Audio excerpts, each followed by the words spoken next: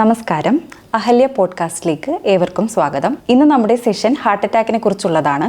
Heart അറ്റാക്കിനെ കുറിച്ചുള്ള നമ്മുടെ സംശയങ്ങൾക്ക് മറുപടി തരാനായി നമ്മുടെ കൂടെയുള്ളത് കോഴിക്കോട് മെഡിക്കൽ കോളേജ് കാർഡിയോളജി വിഭാഗം മേധാവിയായി വർക്ക് ചെയ്തിരുന്ന ഡോക്ടർ MN കൃഷ്ണൻ സാറാണ്. സാർ ഇപ്പോൾ നമ്മുടെ അഹല്യ ഡയബറ്റിസ് ഹോസ്പിറ്റൽ പാലക്കാടിലെ കാർഡിയോളജി വിഭാഗം HOD കൂടിയാണ്. പരിപാടിയിലേക്ക് സ്വാഗതം സാർ. സാർ, നമ്മളെല്ലാവരും വളരെ ഫ്രീക്വൻ്റ് ആയിട്ട് കേൾക്കുന്ന ഒരു ടേമാണ് ഹാർട്ട് അറ്റാക്ക് എന്നുള്ളത്.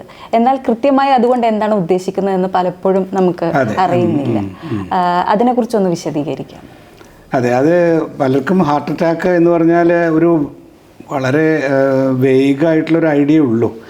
ആക്ച്വലി ഹാർട്ട് അറ്റാക്ക് എന്നുള്ള വാക്കുകൊണ്ട് ഹൃദയാഘാതം എന്നാണ് മലയാളത്തിൽ. ആ വാക്കുകൊണ്ട് ഉദ്ദേശിക്കുന്നത് ഹാർട്ടിലേക്കുള്ള രക്തക്കൊഴലുകളിൽ പെട്ടെന്ന് പൊടുന്നനെ ബ്ലോക്ക് ഉണ്ടാകുമ്പോൾ, അത് കംപ്ലീറ്റ് ബ്ലോക്കായി വരുമ്പോൾ ഉണ്ടാവുന്ന ഭവിഷ്യത്തുകളെയും സംഭവവികാസങ്ങളെയാണ് ഹാർട്ട് അറ്റാക്ക് എന്നുള്ള വാക്കുകൊണ്ട് നമ്മൾ വിവക്ഷിക്കുന്നത്. അപ്പോൾ ഈ ഹാർട്ട് അറ്റാക്ക് ഉണ്ടാവുമ്പോൾ പ്രധാനമായിട്ടും ഹാർട്ടിലേക്ക് ആ രക്തക്കുഴൽ സപ്ലൈ ചെയ്യുന്ന സ്ഥലത്ത് complete blood flow cut off ആവുകയാണ്. രക്തം കംപ്ലീറ്റ് സ്റ്റോപ്പായി പോകുന്നു.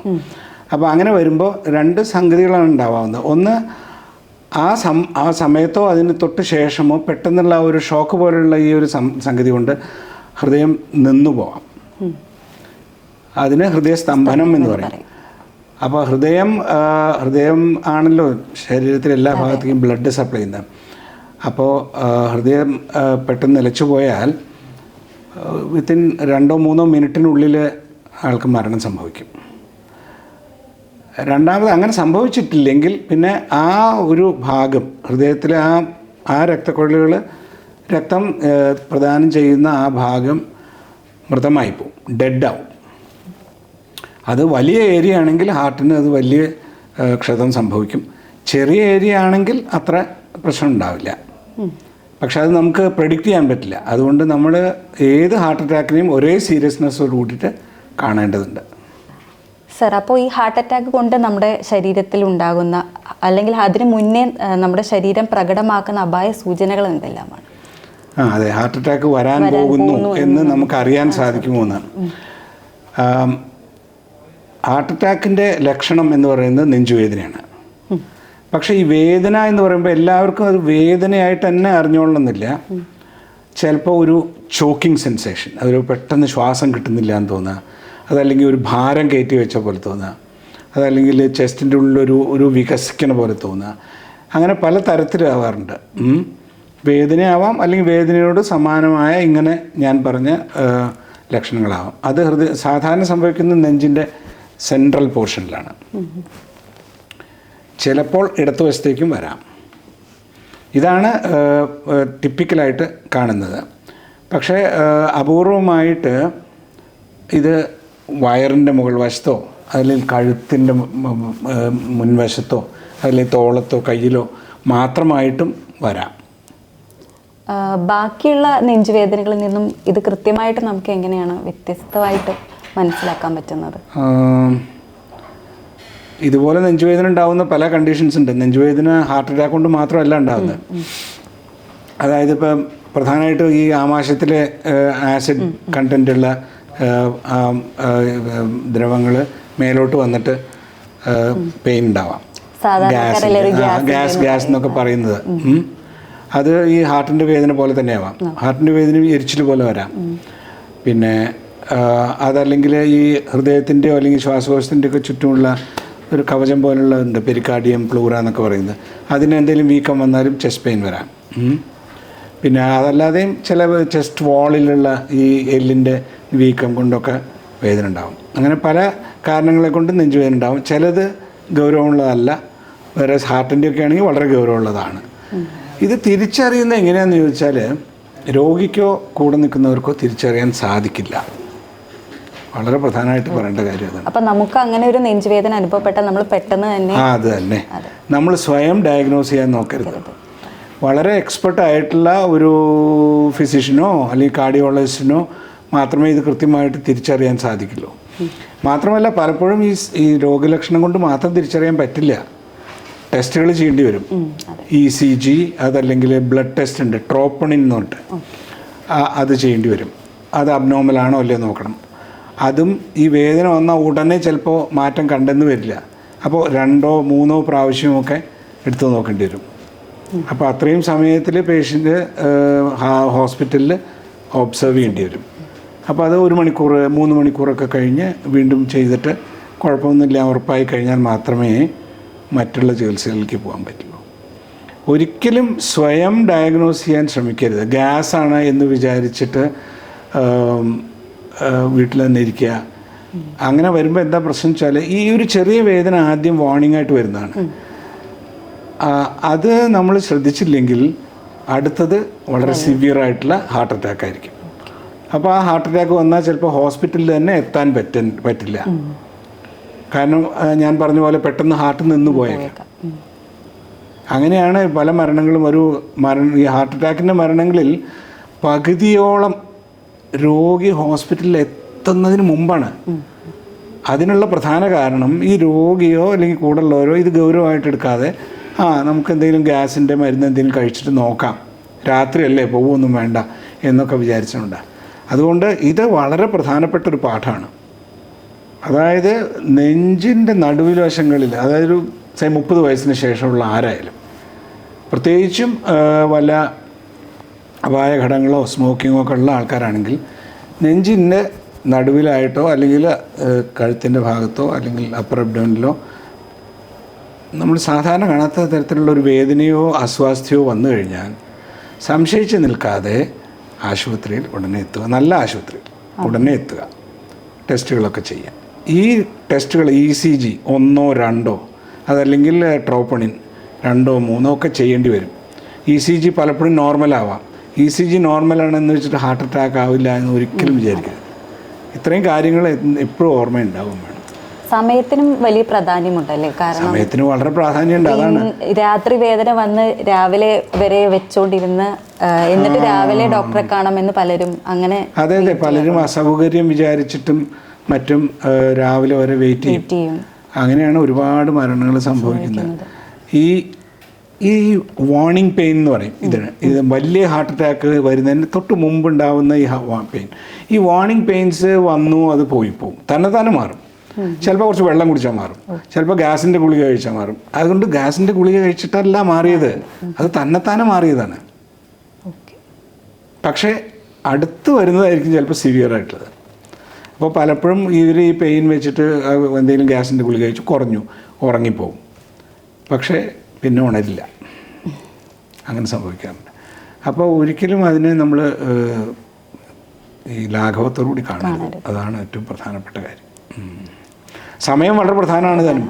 അതായത് നമ്മൾ എത്രയും നേരത്തെ എത്തുന്നു അത്രയും പെട്ടെന്ന് ചികിത്സ തുടങ്ങാൻ സാധിക്കും. അപ്പോൾ അത്രയും പെട്ടെന്ന് ഹാർട്ടിനുള്ള ഡാമേജ് കുറയും. ഈ ഹാർട്ടിൻ്റെ ഡാമേജ് വന്നു കഴിഞ്ഞാൽ, കൂടുതൽ ഡാമേജ് വന്നു കഴിഞ്ഞാൽ ഹാർട്ട് ഫെയിലിയറായി മാറും.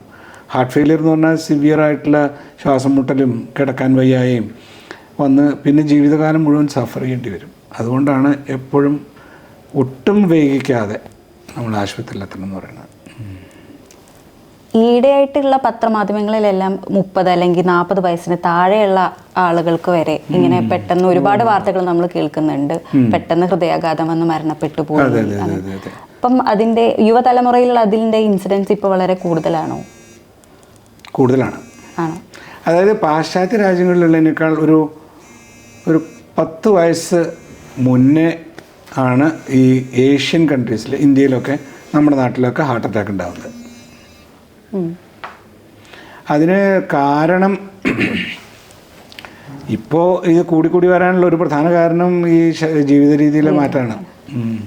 ജീവിതശൈലി രോഗങ്ങൾ വളരെ കൂടുതലായിട്ടുണ്ട്. അപ്പോൾ ഷുഗർ, പ്രഷർ, സ്മോക്കിങ് പ്രധാനപ്പെട്ട കാര്യം.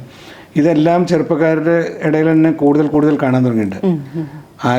വ്യായാമമില്ലായ്മ വളരെ പ്രധാനമാണ്. ഈ വേണ്ട പോലെ നടക്കുക അല്ലെങ്കിൽ ഒന്നും ഇല്ലല്ലോ ഇപ്പോൾ അധികം. TV-യുടെ മുമ്പിലിരിക്കലൊക്കെയാണ് കൂടുതലായിട്ടും കാണുന്നത്. അപ്പോൾ കൃത്യമായിട്ടുള്ളൊരു വ്യായാമ പരിപാടി ഇല്ലാത്തവർ വ്യായാമം തീരെ ഇല്ല. അപ്പോൾ അവർക്ക് ചാൻസ് കൂടും.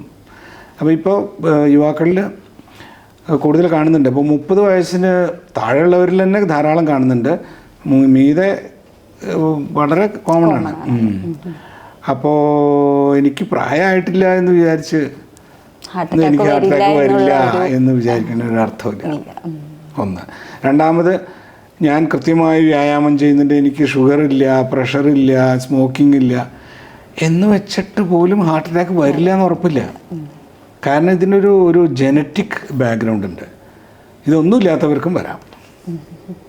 അതുകൊണ്ട് നമ്മളെപ്പോഴും ശ്രദ്ധിക്കേണ്ടതാണ്. നമ്മൾക്ക് ഒരു സാധാരണ അല്ലാതെ തോന്നുന്ന നെഞ്ചുവേദന വരികയാണെങ്കിൽ ഉടനെ ആശുപത്രിയിൽ പോവുക. അത് തന്നെ വഴിയുള്ളൂ, വേറെ വഴികളൊന്നും ഇല്ല ഇതിന്. ഇപ്പം ഞാൻ പെട്ടെന്ന് ഒരു ഹാർട്ട് അറ്റാക്കുമായിട്ട് ഒരു ഹോസ്പിറ്റലിൽ വന്നു കഴിഞ്ഞാൽ എനിക്ക് എന്തെല്ലാം ട്രീറ്റ്മെൻറ്റ് ഓപ്ഷൻസ് ആണ്, എങ്ങനെയൊക്കെയാണ് അതിൻ്റെ? ഇപ്പോൾ നല്ല ട്രീറ്റ്മെൻറ്റ് ഉണ്ട്. പണ്ടൊക്കെ ആണെങ്കിൽ ഹാർട്ട് അറ്റാക്ക് വന്നു കഴിഞ്ഞാൽ ആശുപത്രിയിൽ അഡ്മിറ്റ് ചെയ്ത് കിടത്തും, ഒരു ആസ്പിരിൻ തരും, നെഞ്ചുവേദന ഉണ്ടെങ്കിൽ നാവിൻ്റെ അടിയിലൊരു ഗുളിക വയ്ക്കും. അതുകൊണ്ട് ബ്ലോക്ക് നീങ്ങുന്നില്ല. അപ്പോൾ അതുകൊണ്ടുണ്ടാകുന്ന വേദന കുറച്ച് കുറയും, അത്രയ്ക്ക് തന്നെയുള്ളൂ. അപ്പോൾ അന്നൊന്നും വലിയ കാര്യമായിട്ട് ചികിത്സ ഇല്ല. ഞങ്ങളൊക്കെ പഠിക്കുന്ന കാലത്ത് അല്ലെങ്കിൽ 1980s കാര്യമായിട്ട് ഒരു ചികിത്സയില്ല, വിശ്രമം ഇത്ര തന്നെ. ഇപ്പം അതൊക്കെ മാറി. ഇപ്പം ബ്ലോക്ക് നീക്കം ചെയ്യാൻ, ആക്റ്റീവായിട്ട് നീക്കം ചെയ്യാനുള്ള സംവിധാനങ്ങളുണ്ട്. അത് മരുന്ന് ഇഞ്ചെക്ട് ചെയ്തിട്ടാവാം, പക്ഷെ അതിന് അത്ര ഫലമില്ല. അതുകൊണ്ട് നമ്മൾ പേഷ്യൻറ്റിനെ കാത്ത് ലാബിൽ കൊണ്ടുപോയിട്ട് ആൻജിയോഗ്രാം ചെയ്ത് എവിടെയാണ് ബ്ലോക്ക് എന്ന് കണ്ടുപിടിച്ച് ആ ബ്ലോക്ക് അപ്പം തന്നെ നീക്കം ചെയ്യാം. അത് ഹോസ്പിറ്റലിൽ എത്തിയിട്ട് 1.5 മണിക്കൂറിനുള്ളിലെങ്കിലും ചെയ്യണം എന്നാണ് ഇപ്പോഴത്തെ കണക്ക്. എത്ര പെട്ടെന്ന് ചെയ്യും, എത്രയും നേരത്തെ ചെയ്യുന്നു അത്രയും നല്ലതാണ്. ഈ ഒരു ആൻജിയോഗ്രാം, ആൻജിയോപ്ലാസ്റ്റി ഒക്കെ കഴിഞ്ഞതിന് ശേഷം ആൾക്ക് അയാളുടെ പഴയ ആ ഒരു ജീവിതത്തിലേക്ക് അതേപോലെ തന്നെ കണ്ടിന്യൂ ചെയ്യും. അതാണ് അതിൻ്റെ ഗുണം. പണ്ട് ഹാർട്ട് അറ്റാക്ക് വന്നു കഴിഞ്ഞാൽ ഇങ്ങനെ ഹാർട്ടൊക്കെ ഡാമേജ് ആയിട്ട് ഒന്നും ചെയ്യാൻ പറ്റാതെ നടക്കേണ്ടി വരും. ഇപ്പോൾ ഇത് ഓപ്പൺ ചെയ്ത് കഴിഞ്ഞാൽ he is back to normal. പഴയ പോലെ കുറച്ച് മരുന്നുകൾ കഴിക്കണം, അതൊക്കെ വേണം. പക്ഷേ ഈ മരുന്നുകൾ ജീവിതകാലം മുഴുവൻ കഴിക്കണം. ചില മരുന്നുകൾ ജീവിതകാലം മുഴുവൻ കഴിക്കേണ്ടി വരും. പക്ഷെ അതൊരു ചെറിയ പ്രൈസാണ്. നമ്മൾ അത്രയും ജീവിതകാലം കിട്ടുമല്ലോ, നമുക്ക് ജീവിതം കിട്ടുമല്ലേ. അതുകൊണ്ട് നമ്മൾ ഹാർട്ട് അറ്റാക്ക് ആണെന്ന് സംശയം, സാധാരണ പോലെ അല്ലാത്ത ചെസ്റ്റ് പെയിനോ ചെസ്റ്റ് സിംറ്റംസോ വന്നാൽ അത് ഉടനെ ആശുപത്രി പോയാൽ you can be back to normal. പോയില്ലെങ്കിൽ ഈ പറഞ്ഞ പോലെ സഡൻ ഡെത്തോ അല്ലെങ്കിൽ കാര്യമായ ഡാമേജോ സംഭവിക്കാം ഹാർട്ടിന്. അതാണ്.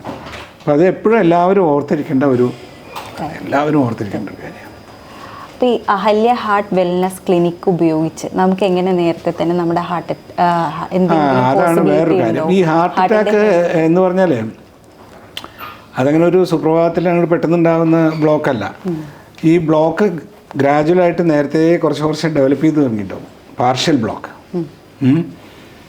അതിനുള്ള അപായ ഘടകങ്ങൾ എന്ന് പറഞ്ഞാൽ ഡയബറ്റിസ്, അതായത് പ്രമേഹം, ഹൈപ്പർ ടെൻഷൻ, രക്താതിമർദ്ദം, പിന്നെ കൊളസ്ട്രോൾ കൂടുതലായിരിക്കുക, സ്മോക്കിങ്, ലാക്ക് ഓഫ് ഫിസിക്കൽ, അതായത് വ്യായാമമില്ലായ്മ. ഇത് കൂടാതെ ജനറ്റിക്കായിട്ട് ഉണ്ട് താനും. പക്ഷേ ഇതാണ് നമുക്ക് എന്തെങ്കിലും ചെയ്യാവുന്നത്. അപ്പോൾ അത് ഉണ്ടോ ഇല്ലയോ എന്ന് റെഗുലറായിട്ട് നോക്കിക്കൊണ്ടിരിക്കണം. അത് 30 വയസ്സ് ശേഷമുള്ള എല്ലാവരും ബ്ലഡ് പ്രഷർ, ഷുഗർ, കൊളസ്ട്രോൾ ഇത് 6 മാസം കൂടുമ്പോഴെങ്കിലും നോക്കിയിരിക്കണം എന്നാണ് പറയുക. അപ്പോൾ നമ്മളിപ്പോൾ ഈ ഒരു വാഹനം വാങ്ങിയാൽ എവറി 6 months മെയിൻ്റനൻസ് ചെയ്യില്ലേ, അതുപോലെ ചെയ്യേണ്ട കാര്യമാണിത്. ഒന്ന് അത് ചെയ്യണം. എന്നിട്ട് എന്തെങ്കിലും കണ്ടുപിടിക്കുകയാണെങ്കിൽ അതിനനുസരിച്ചുള്ള ചികിത്സ വേണ്ടി വരികയാണെങ്കിൽ ചെയ്യണം. അത് മരുന്നോ അല്ലാതെയോ ഒക്കെ ചെയ്യാം. അപ്പോൾ നമ്മൾ ഈ വെൽനസ് പ്രോഗ്രാമിൽ ഒരു പ്രധാന കാര്യം അതാണ്, അപായ ഘടകങ്ങളുണ്ടോ, ഈ ഷുഗർ, പ്രഷർ, കൊളസ്ട്രോൾ, സ്മോക്കിങ് എങ്ങനെയുണ്ടോ, വ്യായാമം വേണ്ട പോലെ ഉണ്ടോ, ഇല്ലെങ്കിൽ അതിനുള്ള ഉപദേശങ്ങൾ കൊടുക്കുക, എന്തെങ്കിലും ഈ അപായ ഘടകങ്ങളുണ്ടെങ്കിൽ അതിനുള്ള ട്രീറ്റ്മെൻറ്റ് നിർദ്ദേശിക്കുക, അത് ഡോക്ടർ കണ്ടിട്ട്. പിന്നെ കാര്യമായ ബ്ലോക്ക് വല്ലതും നിലനിൽക്കുന്നുണ്ടോ ഇപ്പോൾ എന്നുള്ളത് അറിയാനായിട്ട് നമ്മൾ ഹാർട്ടിൻ്റെ സ്കാനിങ്, പിന്നെ ECG സ്കാനിങ്, ട്രെഡ്മിൽ ടെസ്റ്റ്, അതായത് വാക്കിംഗ് ടെസ്റ്റ്, അത് ചെയ്തിട്ട് എന്തെങ്കിലും കാര്യമായിട്ടുള്ള പ്രോബ്ലം ഉണ്ടോ എന്ന് കണ്ടുപിടിക്കാൻ പറ്റും. അങ്ങനെ പലർക്കും കാര്യമായിട്ടുള്ള ഒട്ടും സിംറ്റംസ് ഇല്ലാതെ തന്നെ കാര്യമായിട്ടുള്ള പ്രോബ്ലം കണ്ടിട്ടുണ്ട്. ആൻജിയോഗ്രാം ചെയ്യുമ്പോൾ 3 രക്തക്കുഴലുകളിലും മെയിനായിട്ട് ബ്ലോക്കുകൾ ഉണ്ടാകുന്നത്. അങ്ങനെയൊക്കെ ആകുമ്പോൾ നമ്മൾ ഒരു ഡാമേജും ഇല്ലാതെ തന്നെ നമുക്ക് അവരെ സേവ് ചെയ്യാൻ പറ്റും. പ്രത്യേകിച്ചും ഡയബറ്റീസ് ഉള്ളവർ. അതാണ് അതിൻ്റെ പ്രസക്തി. അപ്പോൾ ഈ വെൽനസ് പ്രോഗ്രാം എന്നുള്ളത് അഹല്യയിലൊക്കെ ഇപ്പോൾ നടന്നു, അത് വളരെ പ്രധാനമാണ്. പ്രത്യേകിച്ചും ഒരു പ്രായം കഴിഞ്ഞവർക്ക് അല്ലെങ്കിൽ ഈ അപായ ഘടകങ്ങൾ ഉള്ളവർക്ക് ഇത് വളരെ പ്രധാനമാണ്.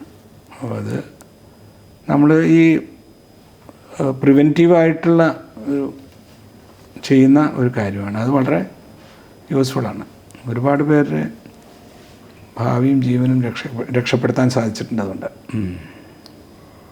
തീർച്ചയായും ഹാർട്ട് അറ്റാക്കിനെ കുറിച്ച് വളരെയധികം നല്ലൊരു ഇൻഫോർമേറ്റീവ് സെഷൻ തന്നെയായിരുന്നു സർ. അതെ, ശരിക്കും ഒരു മനസ്സിലാവണമെങ്കിൽ അതിന് കുറച്ചും കൂടി വിശദമായിട്ടൊക്കെ വേണം, കുറച്ചും കൂടി സമയം ആവശ്യമാണ്. കുറച്ച് പ്രൊജക്ഷൻസും ഡയഗ്രാംസ് ഒക്കെ ഉണ്ടായാൽ കുറച്ചും കൂടി കൂടുതൽ മനസ്സിലാവും.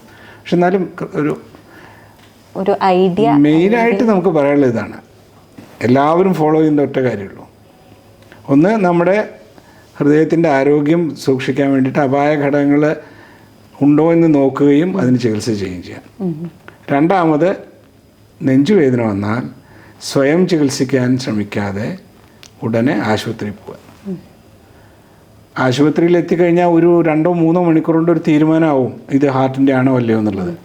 ഒരു ബുദ്ധിമുട്ടുമില്ല. അങ്ങനെ ആയിക്കഴിഞ്ഞാൽ അല്ലെങ്കിൽ നല്ലത് ചികിത്സ എടുത്ത് പോരാം. അതല്ല ആണെങ്കിൽ അപ്പോൾ തന്നെ നമ്മൾക്ക് ഹാർട്ടിനെ പ്രൊട്ടക്റ്റ് ചെയ്യാനുള്ള ചികിത്സകൾ എല്ലാം ചെയ്യാൻ സാധിക്കും. അത് ജീവൻ രക്ഷപ്പെടുത്തുന്ന ഒരു കാര്യമാണ്. അതൊരിക്കലും മറക്കാതിരിക്കുക. ഈ 2 കാര്യങ്ങളേ ഉള്ളൂ ചുരുക്കി പറഞ്ഞാൽ. അതോ എപ്പോഴും ഓർക്കേണ്ട കാര്യങ്ങളാണ്. ഓക്കെ സാർ, വളരെ നന്ദി. ശരി, താങ്ക് യു.